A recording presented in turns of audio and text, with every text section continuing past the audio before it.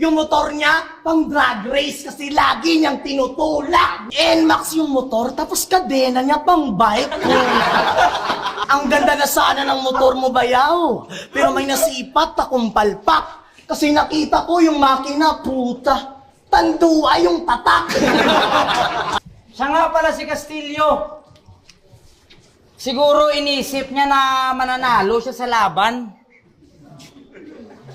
Ikaw na mismo nagsabi, Castillo, kakalaban mo kay Rami ng winasak na tahanan, gago. Bayaw, matulog ka na, kahapon ka pa din nagpapahinga. Sinundo niya kami sa airport, nakabakser ang gago.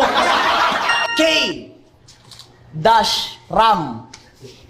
Hanep pangalan mo, tol. Ano yan? Model ng motor? Kaya naman pala, mukha kang Rusi na kalawangin. Pero kahit magtunog motor, ang pangalan mo, men, aba, etis ka sa akin. Kasi malabo mo akong paandaran para masakyan ka dito sa amin. Mukha kang Robin Padilla na level 2.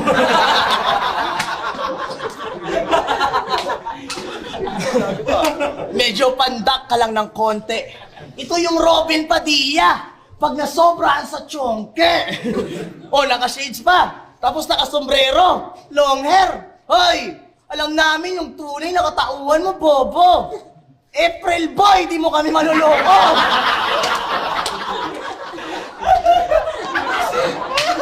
Yeah! Ilo-ilo to, bayaw. Welcome na welcome ka dito, bayaw. Pwedeng-pwede ka dito, mambabae. Hasta mautod, imo ginhawa. Yun nga lang, pag uwi mo sa Manila, wala ka ng asawa. Kasi isusumbong kita. Na paglapag ng paglapag mo sa airport, chicks agad yung hanap mo. Kaya sisiguraduhin ko na pag uwi mo sa Manila, dun ka naman matutulog sa shop nyo. Oo, talagang didikdikin ko talaga to. Yung tipong di na siya masasabik sa dala mo. Di na siya interesado sa tatalsik dyan na ano. Kahit maging shota mo pa si Pia Works, back di na babalik halaga mo.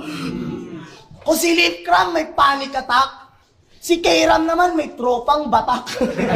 O lagi silang nagja-jamming. Pag pagod na, nagfi-freestyle sila without rhyming. Nagiging matalino sila. Sinusukat nila yung disukat akalain. Pag nasa final stage ng pagkabata, binibilang nila yung hangin. Kung sa kanila, puro building, matataas na gusali, pero delikado sa panahon.